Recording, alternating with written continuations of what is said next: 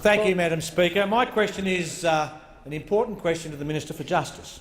Will the minister inform the House of the latest steps the government has taken to combat organised crime and the scourge of drugs like ice?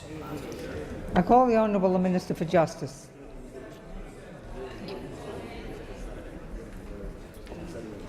Thank you, Madam Speaker, and can I thank the member for Braddon for that question.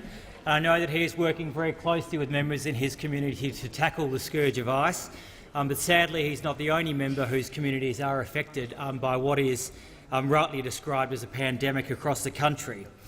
Crystal methamphetamine, often referred to as ice, is a drug that's highly addictive and it poses extremely serious health risks to those that use it.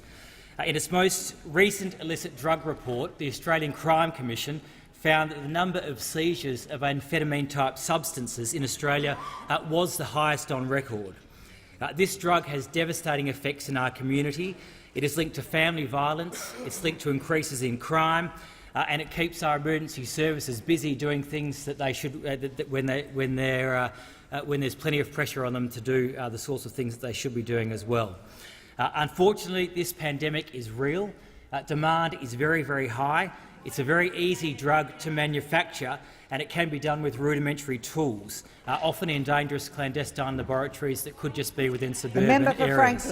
The member for Franklin. We know that outlaw motorcycle gangs are involved in the manufacture and sale of ice across the country, and the government remains deeply concerned about this trend. And as the Prime Minister said earlier on this year, the war on drugs is ongoing, but it is one which we will always fight, and it's one in which we will never surrender.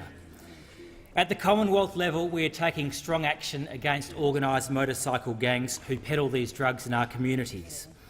Since coming to government, we have fast-tracked the establishment of the National Anti-Gang Squad, and we've established strike teams in Queensland, New South Wales, Victoria, Western Australia, and liaison officers in all other jurisdictions, including in the member for Braddon's home state of Tasmania. This model involves state and federal law enforcement co-locating and harnessing all of the resources at the disposal of both levels of government.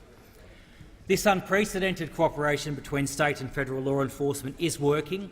On Monday, the Australian Federal Police, in conjunction with Queensland Police and Customs and Border Protection, dismantled an organised crime syndicate importing 10 litres of precursors into Australia, and these precursors would have produced ice with an estimated street value of $2.5 million. As the Minister for Immigration and Border Protection has also referred to, cooperative work between our law enforcement agencies resulted in the seizure of 90 kilograms of methamphetamine in Perth, which is the largest ever seizure in Western Australia.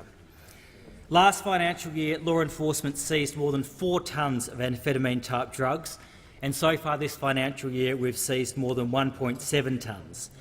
But the threat that we face from the criminal organisations that would peddle these drugs in our communities remains very serious, but we will continue to work with our state and territory partners to do everything we can to disrupt the supply of this drug and to arrest and imprison those who peddle it.